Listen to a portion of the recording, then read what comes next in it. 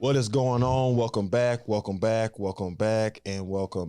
another episode of Off the Bitch. Of course, I'm DeMarcus. And I'm Ty. Welcome back, Ty. What's up? How you been feeling, man? I see you told me before we got started, had a little headache. You all right? I got a little headache. It's starting to get hot down here in Pensacola. It's like 90 degrees. Outside, you know, it was 105 the other day with the heat index. I believe it. You got to be careful, man. Keep yourself hydrated. So, so today, we got a lot on the plate today. Mm-hmm. A lot on the plate in the sense of the substance of the topics that I have lined up. Denver in 4. Duh. Oh, okay. Yeah. That's serious. We're gonna talk about, we're gonna talk about both sides, but that series is over with. I got you. Okay. All my Lakers fans out there, that series is over. Yeah. You know, my boy named Dub Morgan. Hey man. Hey, it's over with for y'all. Yeah. But we're gonna get into those series on the West and as well as get into the East, because I think Miami might have that series locked up, but we'll talk about that. Okay. All right, so today, first thing we want to get into, let's talk about failures. I know we've been on that topic a little bit here and there, talking about, is a season of failure. Mm-hmm. If you don't win as a team, is it a failure? Yeah. But let's talk individual player for a second. So I want to present this question to you. Is it a failure of a player's career if he don't win a ring? Not anymore. Okay. You got people like Charles Barkley, Karl Malone. Yep. They're in the Hall of Fame, no rings, but they have the accolades. So if you have the accolades, then yes, it's pressure to get a ring. Everybody wants a ring, but everybody can't get a ring. Yeah. I know it's pressure on Chris Paul, it's pressure on Russell Westbrook, pressure on KD to get one by himself on a different team. It's pressure with James Harden. It's pressure. Paul George, Embiid. Well, Embiid's still young, but these are players that's well into their 30s. Yeah, that needs a ring. Been playing for going on 8-9 years. Yeah, I feel like that's like the window. It's like when people start getting around that 8th, 9th year and they've been with the same team. Yeah, people start to put that ring, barrier on them. Yeah, I mean, but look at like Steph when he finally won one without KD. Yeah, without won his MVP, not even the championship. He won his Finals MVP that everybody said he has to have. Yeah. So I mean, because they always felt like because he wasn't the Finals MVP, he wasn't the primary reason for them winning. Yeah, which is to me is like you say is it's not all the way there. No, for me, because like you say, if with his play got him there. Yeah, and of course what he did in that series.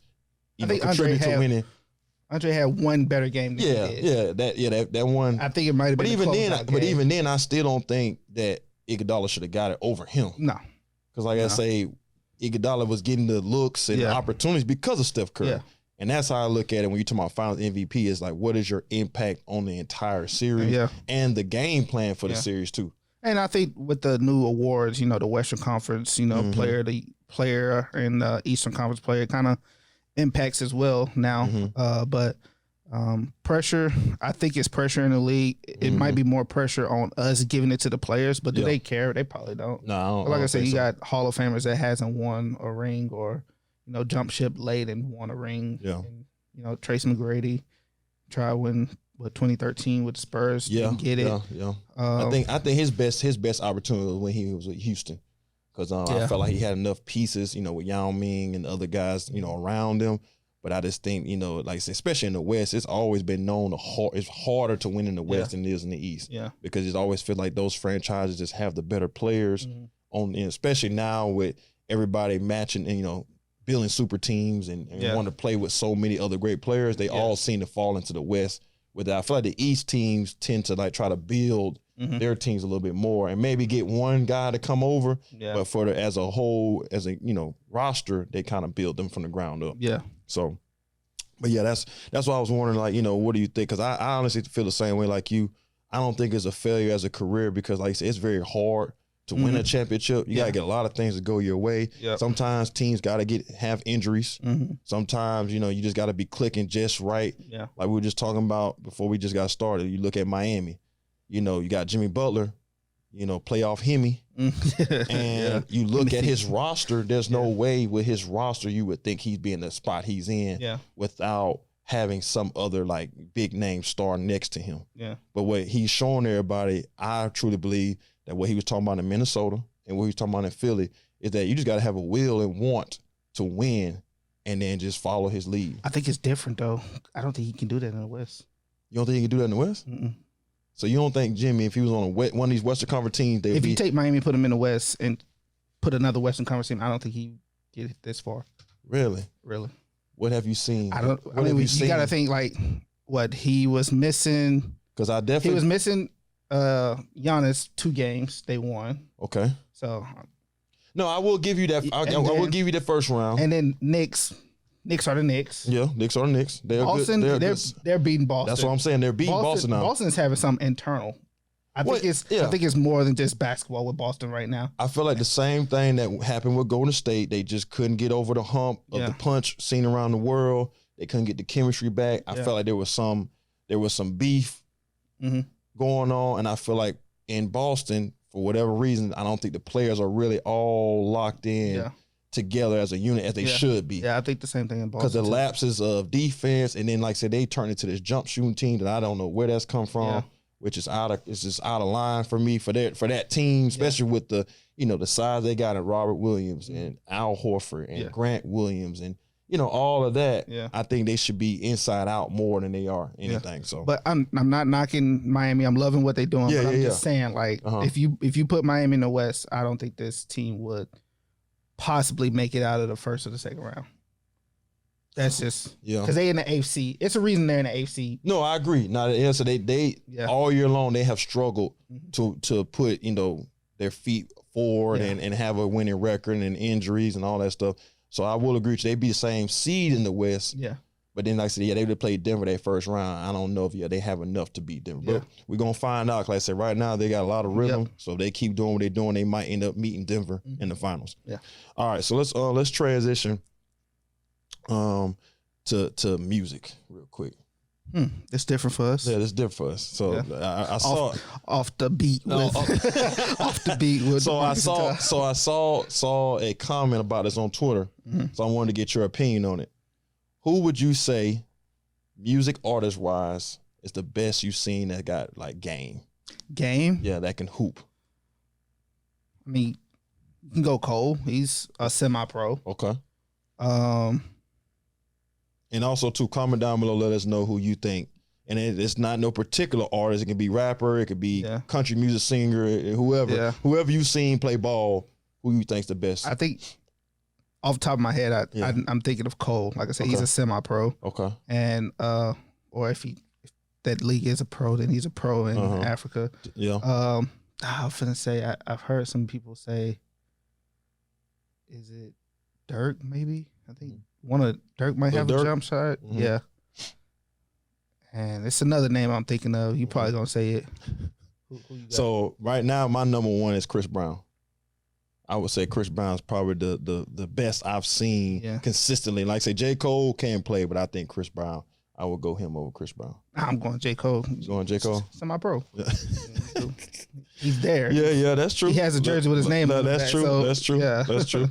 So yeah, that's why I was just wondering, who you, because like I said, we watch a lot of celebrity games, and of course online you see a lot of guys that are playing basketball, whether it's 2-on-2, 3-on-3, or 5-on-5, and I've just as for sheer talent, I've always looked at Chris Brown as like, if he wasn't rapping and singing, I think he could have probably at least played some college ball and some semi-pro. Isn't that young guy? NLE Chopper, isn't he? Yeah, he was in the big three, right? Yeah. He was my second pick. Oh God, come on, man! What do you? That's my second. You forgot about Cole? No, I haven't forgot about Cole, but I'm just looking at, these are guys that are, to me more skilled than Cole. I like Cole. All right. I mean, of course, you got to say he Cole. Played college ball. I get all that. I'm not knocking Cole. Like I said, he's there, but I'm just saying those. Apparently, he wasn't. Those two are my first 2 picks. Okay. Have you watched him play? No. There you go. But I seen Cole play. Exactly. So I've seen all 3 of them play. Okay. So, but I agree with you, Cole. I would give him the nod just because of him being in semi-pro already. But just watching these 3 play, I would definitely go those 2. Okay. So Mass P too. Don't forget about that one. Yeah, but he was a pro. Yeah, he was a pro. We got to give him that. All right, so let's go back to Miami for a second. Okay. Because there's been some talk, like we was talking about, just everything's kind of been going their way. Mm-hmm. But at this point in the game, this point in the season, this point in the playoffs, is it safe to say that Miami's not fool's gold? Oh no, they're not. I mean, you gotta take Jimmy Butler serious. You have to take Spo serious. Yeah, especially Spo. I think Spo is one of the best coaches in the NBA. Yeah, it's time to put him up there with Greg Pop and all of other people that's been up there. He's because I feel like he's. Besides the 4 years of the big three with D Wade, Chris Bosh, and LeBron, I feel like he's been coaching and putting guys in place and putting teams in the playoffs with less than a lot of these other coaches have. Yeah, for sure. Yeah. I would definitely give Spo his flowers now. Straight defensive mind, but they have a culture down there, and it starts from the top at Pat Riley and go all the way down to the 16 guy off the bench. You don't have them. It's a culture. It's kind of like the Spurs, pretty much. It's kind of like the Patriots. It's the Patriots way. It's the Heat way. It's the Spurs way. Yeah. So you gotta.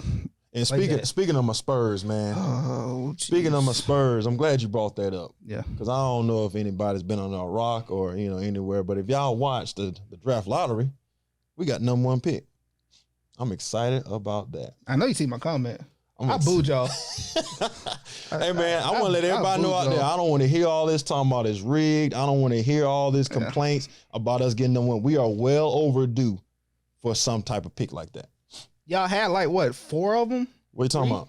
3? We talking about 3 what? Tim, David Robinson, and that's it. Guy. And this guy, yeah, we've had 3 in the last 25 years. That's more than a lot of other teams. Well, man, listen, like I said, he coming to a great organization, one of the best in the league. Yeah, and I'm excited for Victor. I don't care. I mean, I'm excited for him. You excited for him? But just him alone is not gonna get. So I had one of my buddies. He hit me up like literally when we won the pick. And he said, "This is a scam." Oh, no, I ain't. Because he's a Detroit Pistons fan. Oh, okay. And they got picked number 5th. Yeah. And I understand. I said, "Bro, I get your problem, but don't bring it towards us. We finally got a good pick in the draft, like I say, and I think you said finally, like y'all. You know what I'm saying? Y'all got 2 Hall of Famers off the number 1 pick before. That's what I'm saying. So guess what? Let's go 3 for 3. That's what I'm saying. But I just wanted to interject that. I'm excited. That wasn't even in the notes. I knew it was coming. But you brought the Spurs You up. waited for me to bring it up.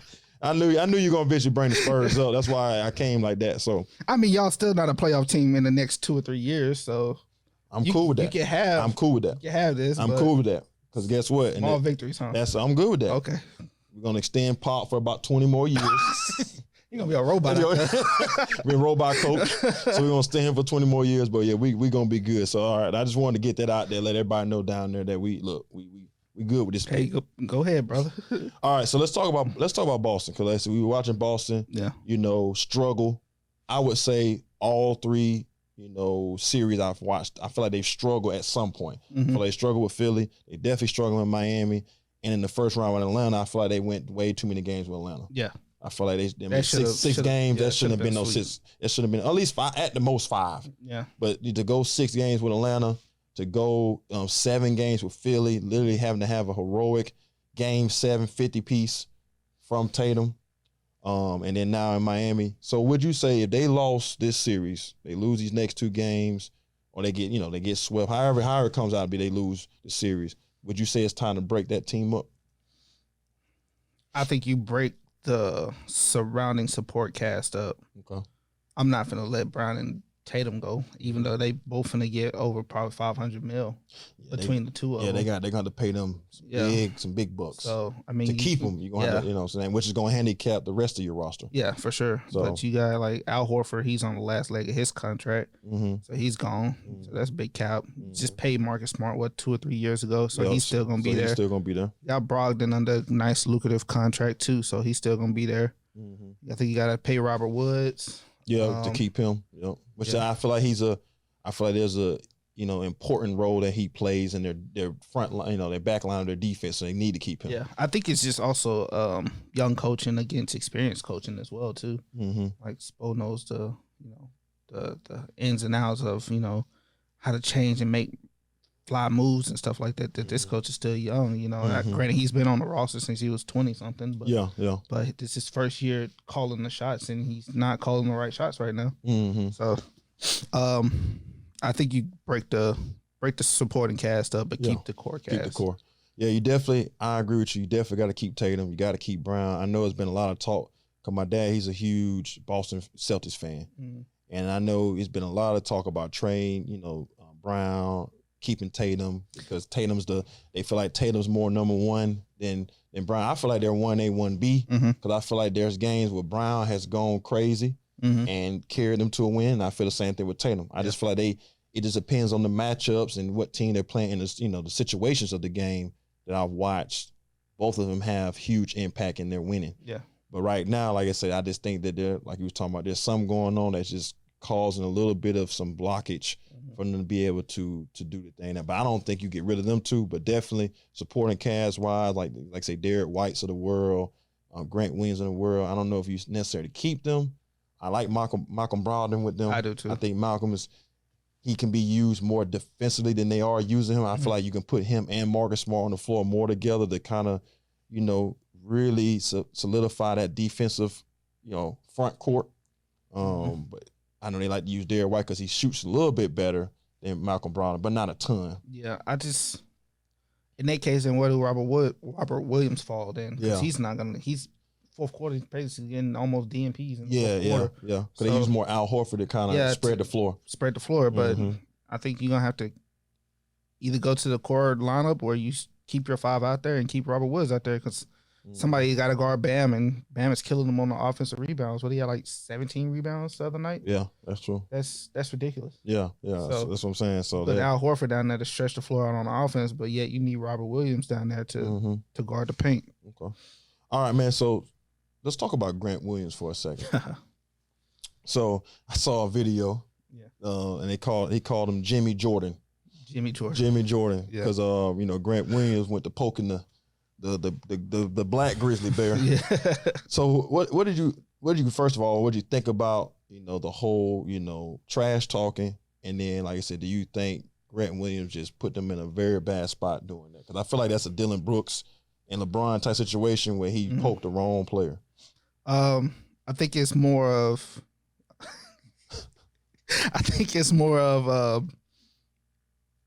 just in that moment. I mean, they both was shot for shot. Yeah. Then come down and Jimmy get the and one. Yeah. Then they get into it and everything. Yeah. It's basketball. Like Jimmy said, it's basketball. It's what Jimmy do. So Jimmy uses your fuel to fuel him. Yeah. So that's the type of player Jimmy is. Jimmy's going to go off on it and feed it. I loved it. I love to see the trash talking, because like I said, it's part of basketball, and I'm glad to see the referees aren't like trying to interject their stuff and call techs. And they did get a double tech. They did get a double tech, but I mean, it's not to the point where they're like, injection. Okay, now it's injection. Then after that, because they still was talking and chirping, but it didn't go to a technical foul number 2 to where they're getting kicked out. You can't kick him out the game, because like I said, that's who he is. And then, like I said, for Grant is trying to get his troops riled up too as well, to say, come on, let's do what we need to do to win the game. So I loved it. But like I said, people got to leave Jimmy Butler alone. Leave him alone, because he to me, he's the most slept on player in the NBA. And these times of the year, he's the most impactful player of the series, especially this year, the way he's carrying them. So I like the back and forth, but like I said, he definitely poked with the wrong and messed with the wrong player. He did. Just let Jimmy be Jimmy, but Jimmy was still cooking though. It's just in that moment he went on like a 8-point span. Yeah, I'm talking about, and the thing about Jimmy, what makes it so hard to really talk trash to him, because he not these normal players that are gonna shoot a ton of threes. I'm gonna come down 15 feet, extend it or down, and make you have to play defense. And if I score on you, like I said, they hurt. Because every time he would score after that, they were all big buckets. I know that. I mean, this is a crucial game, crucial win for Boston. You're gonna have to play Tatum on Jimmy. You have to. You got to. You're gonna have to, or Brown, whichever one. Somebody's gonna have to say, man, not today, Jimmy. You can't let Jimmy go for 30 plus in game 3. Yeah, this is a crucial game for Boston. Because if you do, especially in Miami, the surrounding players are going to play better. Strus, Gabe Vincent, which I'm like impressed by Gabe Vincent.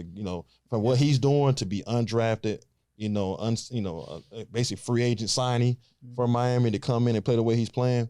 You just could never dream that. That team is just loaded with Miami culture guys. You got Caleb Moore down there that's getting playing time. Duncan Robinson. Oh yeah, rejuvenated his career again in the playoffs.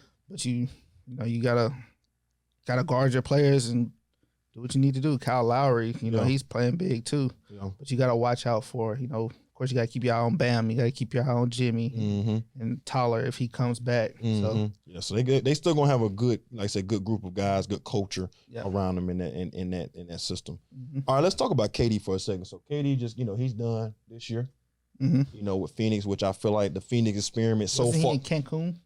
I think so. I think I seen a picture of him in Cancun. You know how that goes, man. Most of the guys when it's over with, they ain't thinking about basketball for a little while. But I bring him up to say this, like, is it over for him winning a championship? Because so far, what I've seen from the Phoenix experiment, I'm not really liking him on that team. I don't know if it's because Chris Paul got hurt. I don't know what it was, but I just felt like that the experiment so far, even though they haven't had a lot of games together, hasn't been the best experiment. But I say that to say this: do you think it's over for him actually having a chance to win a championship? No, I think he can get one more. In Phoenix? Yeah, Phoenix. Okay. They just gonna have to restructure that whole team. Yeah, because between Chris Paul, Book, Aiden, and KD, who you gonna sign? Yeah, I mean, local guy at the YMCA. Yeah, I mean, they don't have a lot of room because the contracts that they got, they kind of stuck with those four for sure. So I'm trading Chris Paul to the Lakers, getting him out of there. Okay, to the Lakers. Yeah, I trade for him who? To the Lakers. Draft picks. I don't care. Yeah, you got to free up 30-something mil. That's true. Yeah. Lakers to eat it. Lakers need a solid veteran. But from what everybody's saying, they're possibly gonna go after Kyrie this offseason. Get him from your Mavericks. Where you gonna get the money from? Get him from your Mavericks. Where you gonna get the money from? They'll figure it out. I like him better in LA than I like Chris Paul over there. Because I honestly feel like right now LeBron needs Kyrie and Kyrie needs LeBron. Yeah, I feel like the best of Kyrie we've seen has been with LeBron, in my opinion. Yeah, I mean, he was killing without LeBron in. He was killing in Boston. He was killing in Brooklyn. And he killing with Dallas with the short times with y'all. But I just feel like as a whole, when he was in Cleveland with LeBron, that was the best Kyrie. That was like the longest stint he had with another player too. So that's true. Yeah. But I would trade Chris Paul to LA or trade him away somewhere. And get some draft picks. Some draft picks. Start rebuilding. Free. I wouldn't even rebuild. You still need players, but you need some of solid point guard, somebody that can play 3 and D, because you got scores. You got 60 points between two players, pretty much. Aiden, he don't want to be there anyway. So where do you want to go? That's the reason why Monty Williams got fired. So I don't know who led that charge. Yeah. But which is like I say, I've been noticing, like I say, Monty Williams, Doc Rivers getting fired, all these, Doc Rivers deserved it. You think he deserved it? Yeah, he deserved it. So I'm glad you say that because I had him. He was next on the list of topics for us today. So why do you think he deserved? I knew after that game he was getting fired. Oh yeah, but did he deserve to get fired? Because I feel like for the last 3 seasons, Doc has did everything he can as for getting these guys ready. But I just don't feel like Embiid and James and the guys have stepped up in these big moments to win games. He's a great coach. Don't get me wrong. Still riding the wave off of that one ring he got in Boston. Yeah. Look what he did in LA. Folded in LA, which he said the team was not structured or blah blah blah, whatever he said about LA. Yeah. And he's doing the same thing in Philly. But I mean, he's folded in the playoffs. Is it really him or is it the guys on the floor? It starts with coaching, Man, this. I'm sorry. I can't. It starts with coaching, but it ends with the players, though, man. He has the players. Embiid, the MVP of the league. Did you see him in Game 7? Did you see Doc call a play for him? Hey, what play do I need to call for the MVP? Post up, give something. Do I need to call a play for the MVP? Yes. Why? You got to. They call plays for Jokic. Do they call plays for Jokic? Yes, I'm pretty sure they don't. They don't call no plays. You don't think they just out there? No, man. Not every possession they're calling plays for Jokic. Did you watch? Have you watched Jokic? What is this? Are you watching? I don't know what that is. Every coach got that same gesture. This a play. I don't know what that is. I guess that means get out the way. Kobe said this. Back out. Yeah. That's what LeBron said. Get out. I guess that get out the way. Yeah. That's exactly what. Okay, so that's what Embiid need to do. He's the MVP. You got to start with coaching. It starts with coach. They just up there holding up gang signs on the sidelines. So you got to call plays. But if the players aren't running what I'm like, Marcus Smart even came out and said that they weren't doing what the coach was saying. He would tell them on the sideline, do this, and then they would go out on the court and do the total opposite. That's players' fault now. That's what I'm saying. That's what's going on in Philly. Yeah. You don't think that he's game planning and calling plays to give Embiid the ball? He should. He's the MVP. Even Embiid was like, "Oh, I only touched the ball 3 times." That's his fault. That's his fault. Last fourth quarter, something's got to change. Because when he was touching the ball, what was happening? Nothing. It was turnovers, bad shots, and then James would come right behind him. Bad shot. So it's like, yes, I get it. You want to point at Monty. You want to point at Doc. You want to point at Nick Nurse. You want to point at what's his name, Buck from Mike. Mike from the Bucks. You want to point at them, but is it really his fault for them not being successful on the court? In some aspects, yes and no. I didn't think Mike Budenholzer deserved to get fired, but no, sir. You lost your best player for 2 games in the semifinals. Yeah. What you supposed to do? I'm sorry, you lost for 3 games. Yeah. What you supposed to do? Nick Nurse. I don't think he deserved to get fired. I mean, Toronto. What am I supposed to do? Yeah. I have a subpar roster, and you still make it to the play-in, and they made it to the play-in. Yeah, what more? No better. Exactly. What more can I do? I just feel like. But Doc has had team after team after team. What team has he had? What are you talking about? I'm just saying, Philly. Okay. 2 years in a row. The best roster he's had in his career as a coach is Boston. That's the best roster he's had. Over the Clippers team with DeAndre Jordan, Blake Griffin, JJ Redick. Yes. You're not Crawford, winning. No. You got Chris 2 7-footers out there you're trying to win with. That don't work. In the West it would. No, it couldn't have. You see it didn't work. So no, I'm just saying Doc has been given okay rosters in with the Clippers, and then definitely with Philly. Everything's panned around a 7-foot big that, like I say, in the playoffs, if you look at his performance in the playoffs, he has not come up and stepped up like he's supposed to as the MVP. That's why I said Jokic was the MVP, and he's showing that. You see the triple dub. Stop playing with Jokic. Stop playing with Jokic. That's great. Yeah, stop playing with Jokic. Should have got it man. as well. Yeah, stop playing with him. But it starts with coaching. We know that. All right. Doc deserves it. What, he's like 0-13 in Game 7 now? Oh, my God. 0-13? How you 0-13 in Game 7s?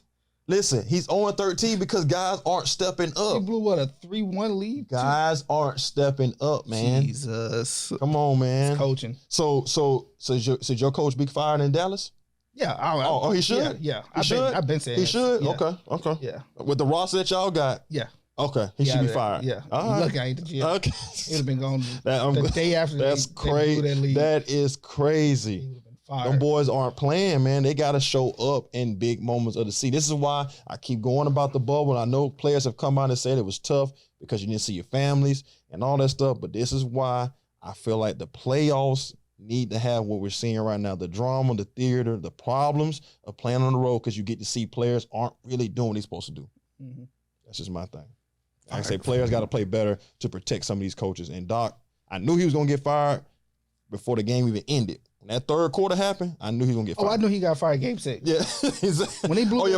I knew then. Yeah. Now I will agree with you on that. There was a moment in that game at the key end of it, he should have called a timeout. He didn't. Mm-hmm. So I knew then, like I said, going to Game 6, everybody knew they weren't winning in Boston. Yeah. I would be shocked if Doc get another coaching job. He will, man. Somebody pick him. I'm shocked. Somebody pick him. Unless it's Detroit. Him, Monty Williams. Oh yeah. He'll get picked up. I know a lot of rumblings of Mark Jackson now might be coming off the commentating table to get another coaching job. So yeah, it's a lot of good coaches still out there. Yeah, that I know is gonna find a home.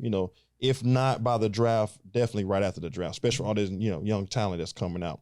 All right, so let's transition to. Let's just talk about the Western Conference and the Eastern Conference Finals as a whole right now. Give me your review. What have you enjoyed it?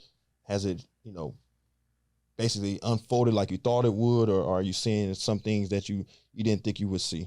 I would say it's unfolding like I thought it would. Mm-hmm. I thought the Boston-Miami game would be tighter. I didn't see Miami winning 2 in Boston. Mm-hmm. And I didn't see 3-0 Lakers. No, I figured it'd be split going back to Denver. Yeah, I thought Lakers was going to win game 2. Yep, because you talking about what AD did in game 2. And that's another thing about Lakers I be trying to tell all you Laker fans is that, yes, LeBron is trying to rely on AD to carry them, but when AD does carry them, they don't win.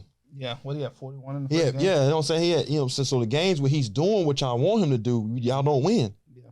And in the games where he plays subpar, y'all like, oh man, he need to play better. But I'm like, you can't have it both ways. The man, if you look at 2 prior games, he gave y'all what you needed. Yeah.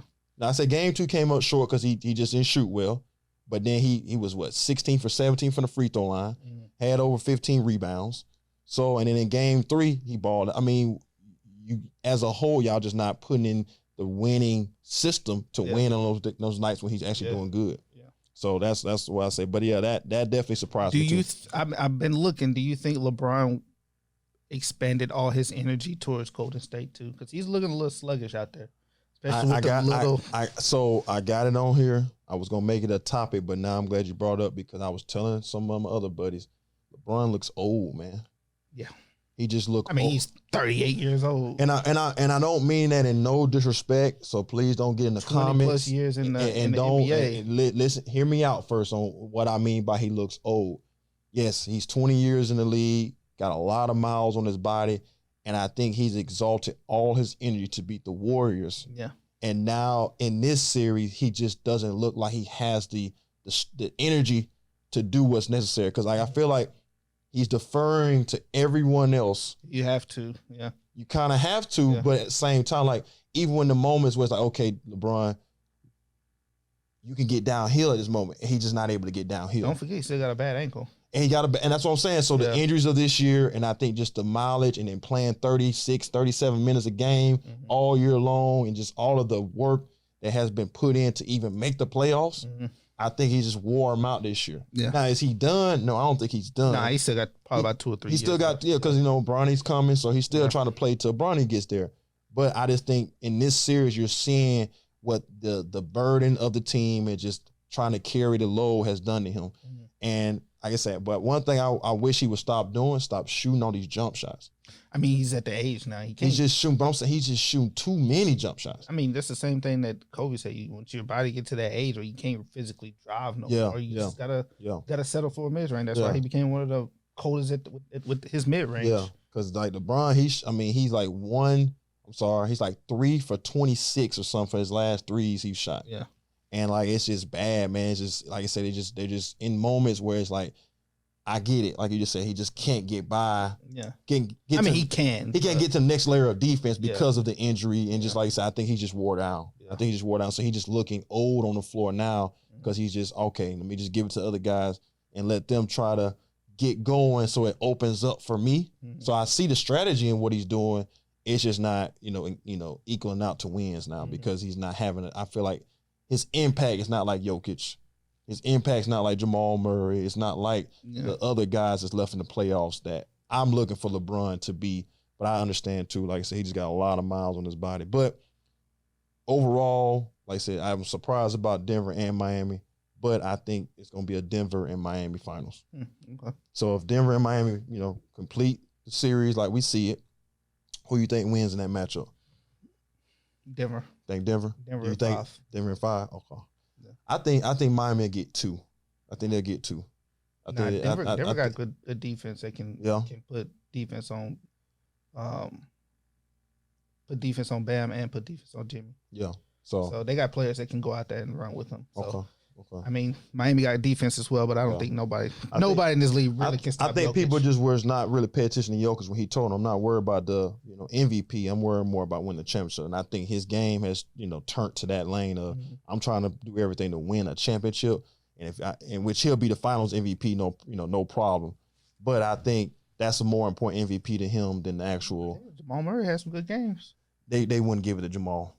Of course Jamal, in the finals, Jamal. Now, don't get me wrong, Jamal had 30 in the first half. These 3 games, he is, to me, in the moments of what he's scoring, like that game 3, them clutch shots.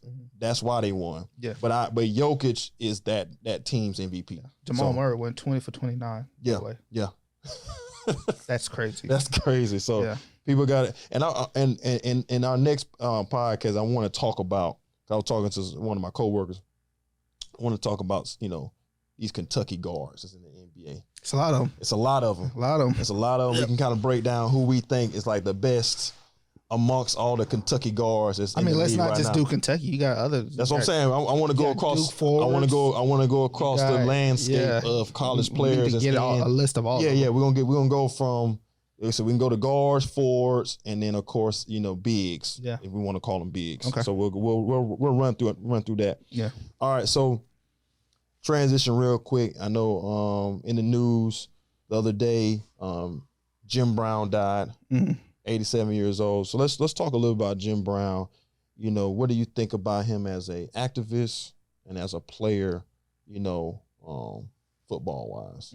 I think he's one of the greatest, running backs ever, for sure. Yeah. And then of course, I think with his activity off the field and what he did in civil things for the country, I think he played a huge part in that too as well. A lot of football players wouldn't be here if it wasn't for Jim Brown. Yeah, I agree with that. Definitely pioneer to football and to the African American race and the civil rights movement and everything else. So it's sad when you see legends like that pass away. Yeah, you gotta.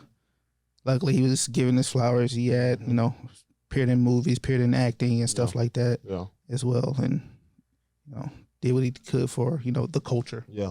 I think he was definitely recognized the way he was supposed to while he was here, and I'm glad to see that that's going on more actively now. Players are getting more respect and their flowers while they're here versus waiting until someone leaves to get the honor that it deserves. So, all right, man. So I got two more things, really like three more things on the list before we get out of here. First one, I'm gonna go KD versus D Wade. As far as what? Who's the better player? Better player? At their peak. So at their peak of their game, whether it be, Dwayne Wade against AD at their peak, who would you say the better player is? D Wade peak was short though, I feel like. It was short, but it was powerful though. Yeah, it was powerful though. So I think it's enough. I think it's enough there to be able to say one. What if KD still ain't at his peak? I think his peak was coming out of OKC, going to the Warriors. I feel like that was his peak with the Warriors. Because now with Brooklyn, he was hurt. And then with Philly, not Philly, but with Phoenix, hurt a little bit. So I feel like these last two stints with these two teams have affected him injury-wise. So I think that's kind of knocked him off his peak. But I feel like the Golden State years was his peak. Because he was good in OKC and Seattle Supersonics when they were Seattle. But I think he was transcending to that, and then once he got to the Warriors, he really walked into it before the injury.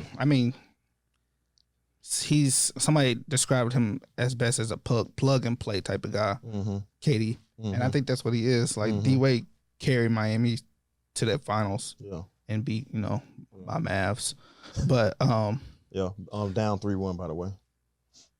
It was 2-0. Oh, I'm sorry. Yeah. Okay.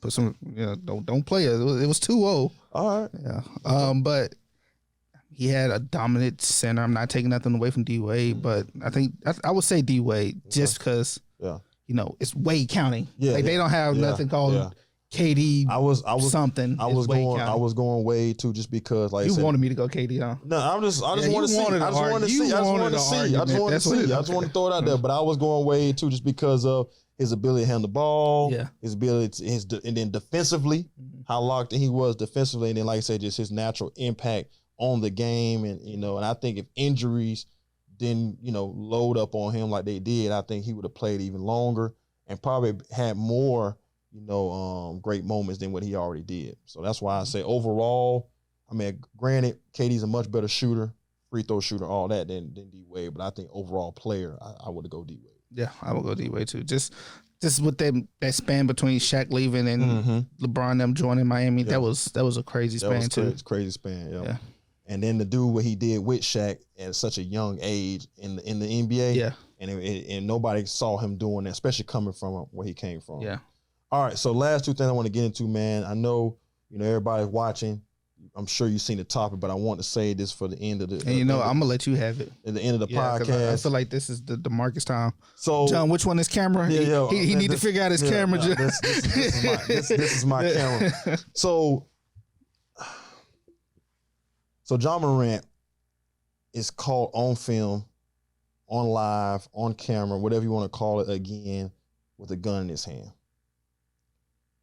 And the league is, still investigating, figuring out what they're going to do with him. Memphis has already suspended him. And we're back in this place, not even five months removed from the first incident. So when I first put this on our list of topics, I was like, okay, I'm going to come on here and just go in on them. But now that I've had time to really let it digest in my spirit, I'm really trying to understand what's going on with him. And what I look at is all of the incidents that he's had for him off the floor has been centered around one individual or two individuals that he continued to make a part of his friend group. So I also had in here, it was like, professional athletes and their friends, is it really that hard to put them in place to understand that what happens with you impacts me on a whole nother level that can ruin everything we've worked for? And you're talking about $230 million. You're talking about a shoe deal. And you're just talking about just being a basketball player. I don't understand the whole idea behind wanting to be that, but also be seen as this. And don't get me wrong, because JJ Redick came out and said this, shout out JJ Redick, love your podcast. He came out and said, should we really be coming down on a 25-year-old like we're doing? I don't necessarily I'm not trying to come down on him, but what I'm trying to understand is what's the end game? You didn't break no laws, but you work for a corporation that has a certain type of image that it wants to portray. How hard is it to just portray that image? But you still can be Ja, you still can do what you want, but there's a lot of people looking at you, and when they see this, what that does is say that. And if that's not you, and that's not who you are, people only can go off of what they see. So you riding around in a car and you got a gun. It's like, okay, so why are you riding around in the car with a gun? Yeah, it might be legal to do, but why do you need to show people that if you don't want people to look at you that way? So I feel bad for the guy, because like I said, he's just getting himself in a position to where he's going to probably be suspended for it. I know a lot of people have been coming out saying 20 games, 30 games. Some people saying half a season. Some people say it might be the full season. He hasn't committed any crimes. So I don't think he needs to get suspended for a whole year, but they're definitely going to lay the hammer down on him, because it goes back to the Gilbert arenas. I know he brought a gun into the actual arena. So that to me was a lot worse than what John's doing, because John's doing stuff on his own spare time away from everybody. I just don't understand the need. And that's why social media sometimes really, like they say, grind my gears. It's because everybody think it needs to be seen versus need to just be unseen. Because I got me a concealed carry. I have a weapon, but I don't ever let people know I have one. So I just don't understand the whole idea of why he needs to be on camera with it. And now you're on camera second time. So to the league, it looks like you're not taking what we did for you the first time very serious, and it can hurt your career moving forward and have people start looking at you in a different light that I don't think he really wants. And it's unfortunate. It's just an unfortunate situation, because I love Ja as a player. I think he's one of the, upcoming stars in this league. I think he kind of talked over his, talked over himself when he was talking about he wasn't worried about nobody in the West, and kind of finally Lakers put him out. Yeah. Which I think all the off-court stuff caused the issue for them to even be able to play together when he came back. But so that's just my take on. So what's your take? Give me a little bit before we get out of here, man. Like you said, shout out to JJ Redick. It's hard to say. He said it's hard to say he didn't commit a crime. Mm-hmm. It's the image. Mm-hmm. So as an image, does the NBA step in and suspend him, or is it still a Memphis Grizzly thing? That's one. Yeah, which Memphis have come out and said he's done indefinitely, but we all know indefinitely it can mean a lot of different things. Yeah. But go ahead. Two. Look where you doing this at, Memphis, Tennessee. High crime. High. A lot of gun violence. A lot of African Americans and people of our race in that city. Two, you're brandishing the gun. Three, is the gun loaded and you put it up to your head? And there's a potential accident that can happen, or let's say, buddy driving the car hits a bump. Gun goes off. Yeah, it just that's the first thing that popped in. Like, why are we to the age now where flashing guns and showing what you have is the thing to do. It's part of the culture, Yeah. and I for the life of me don't understand that. And especially, like I said, when you talk about your friends, like I said, you, John, y'all my boys.